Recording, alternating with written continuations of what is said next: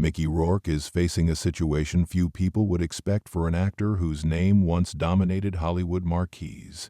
According to publicly available reports, the veteran film star is currently dealing with the possibility of eviction from his Los Angeles rental home after falling significantly behind on rent.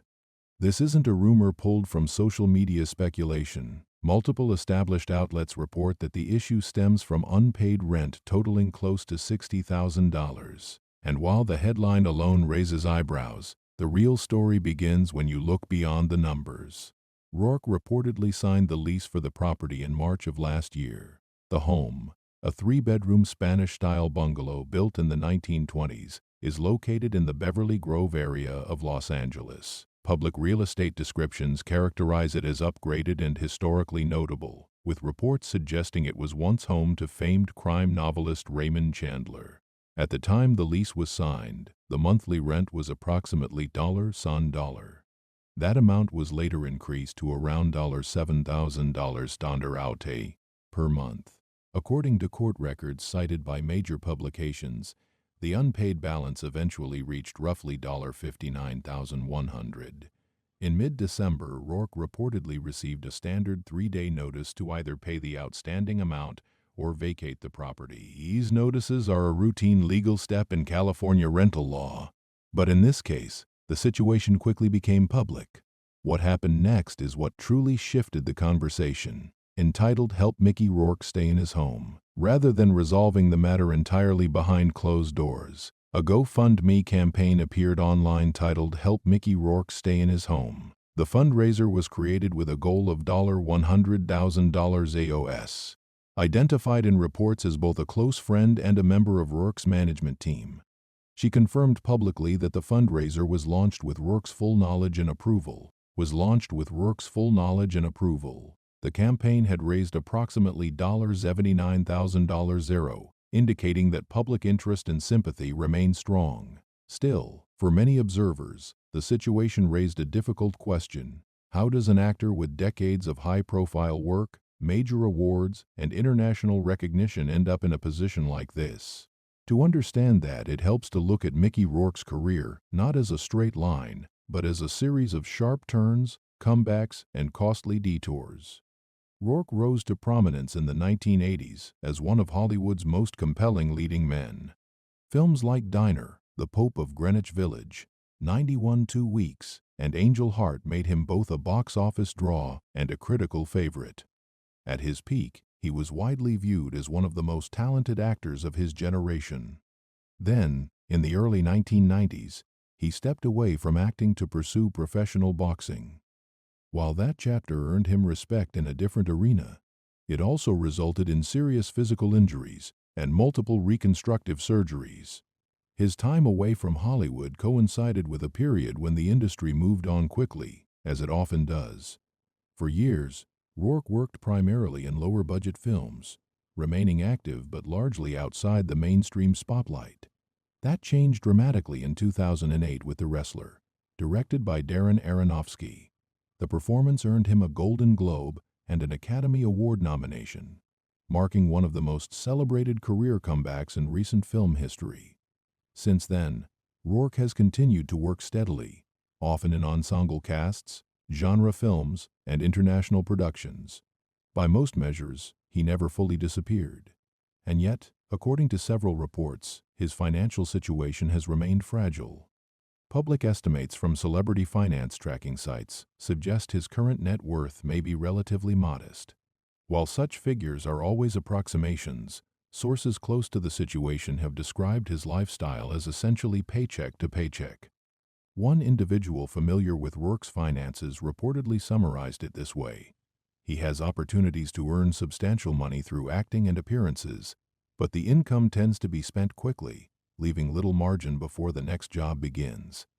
It's a pattern sometimes described in the industry as being rich-poor, having access to money without long-term financial stability, and that pattern brings the story to a far more uncomfortable but revealing place. Because what's happening to Mickey Rourke isn't just about one unpaid lease. It's about what happens when the applause fades, the contracts become shorter, and the safety nets many people assume exist simply don't.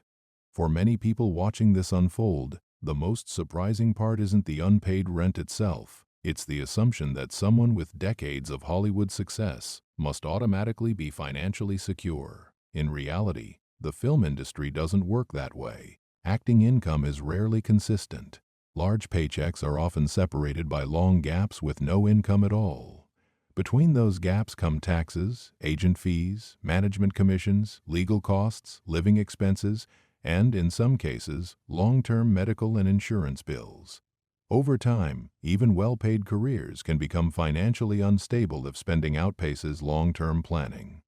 According to publicly available commentary, Rourke has continued to accept roles regularly, but not all projects offer the kind of upfront compensation people associate with major studio films. Independent productions, international projects, and ensemble casts often provide shorter contracts and delayed payments. That creates a cycle where money arrives in bursts rather than streams. When those bursts end, the expenses don't stop. Housing costs in Los Angeles are among the highest in the country. A rent increase from just over $5,000 to $7,000 per month may not sound dramatic in celebrity terms, but over a year, it represents a significant jump. Miss a few months, and the numbers escalate quickly. By the time court documents reflected nearly $60,000 in unpaid rent, the situation had already passed the point of being easily resolved with a single paycheck. This is where the GoFundMe campaign becomes more than just a fundraiser. It becomes a symbol. Supporters see it as a way to help an artist who gave decades of work to the industry. Critics question why a public figure should rely on donations. But both reactions miss the deeper issue. Hollywood success is often temporary, and financial security is not guaranteed, even for recognizable names. What makes Rourke's case particularly striking is how open it has become. The campaign wasn't leaked or launched without consent. It was authorized. That decision alone suggests a level of urgency, but also a willingness to be transparent about a reality many celebrities quietly face. And this isn't an isolated case. Over the years, multiple actors, musicians, and athletes have publicly acknowledged similar struggles later in life. Careers built on performance rarely come with pensions. Health issues can limit earning potential. Industry relevance can shift overnight. In Rourke's case, his career path was never conventional. Walking away from mainstream acting at his peak altered not just his reputation, but his long-term earning trajectory. The comeback with The Wrestler was powerful, but it didn't rewind time or restore decades of lost momentum. It restored visibility, not stability. Even today, while he continues to work, the financial pressure appears constant. When income arrives, it reportedly goes toward immediate needs rather than long-term security. That's not unusual, it's human, and it highlights something uncomfortable about how society views success. We often assume that fame equals safety, that recognition equals protection, that once someone makes it, they're set for life. But fame doesn't pay rent by itself. Only contracts do, and contracts end. As this story continues to circulate, it forces a broader conversation about how we define success, how fragile creative careers can be, and how quickly circumstances can change, even decades after reaching the top. Because the question isn't just whether Mickey Rourke will remain in this particular home. The real question is, what happens to artists when the system that once celebrated them no longer provides the same support? And that leads directly into the final part of this story. At this stage, the situation surrounding Mickey Rourke isn't about judgment, it's about perspective. Based on publicly reported information, the GoFundMe campaign has already covered a large portion of the outstanding amount. That alone suggests the immediate crisis may be eased. Whether the housing situation is fully resolved or still in transition, the broader message remains unchanged. This is what life can look like after the spotlight moves on. Rourke's career includes iconic performances, critical acclaim, and moments many actors never reach. Yet none of that guarantees long-term stability in an industry built on short-term contracts and constant reinvention. What makes this story resonate isn't the dollar figure or the headlines. It's the reminder that success doesn't always age gracefully. Careers in entertainment are physically demanding, emotionally intense, and financially unpredictable. When opportunities slow down, the margin for error disappears quickly. And when that happens, pride often gives way to practicality. Authorizing a public fundraiser isn't a sign of failure. In many ways, it's an acknowledgement of reality. That support systems matter, and that no one operates in isolation, no matter how recognizable their name may be. It also challenges the idea that financial struggle only happens behind closed doors, or to people outside the public eye. In truth, it happens everywhere. It just becomes more visible when the person involved is famous. As viewers, it's easy to focus on the moment itself. But the more important takeaway is the pattern behind it. The way creative industries reward peaks, not longevity. The way they celebrate comebacks, but rarely secure futures. Mickey Rourke's story is not over. By all accounts, he continues to work. Opportunities still exist, and support clearly remains. But this moment offers something more valuable than gossip. It offers clarity.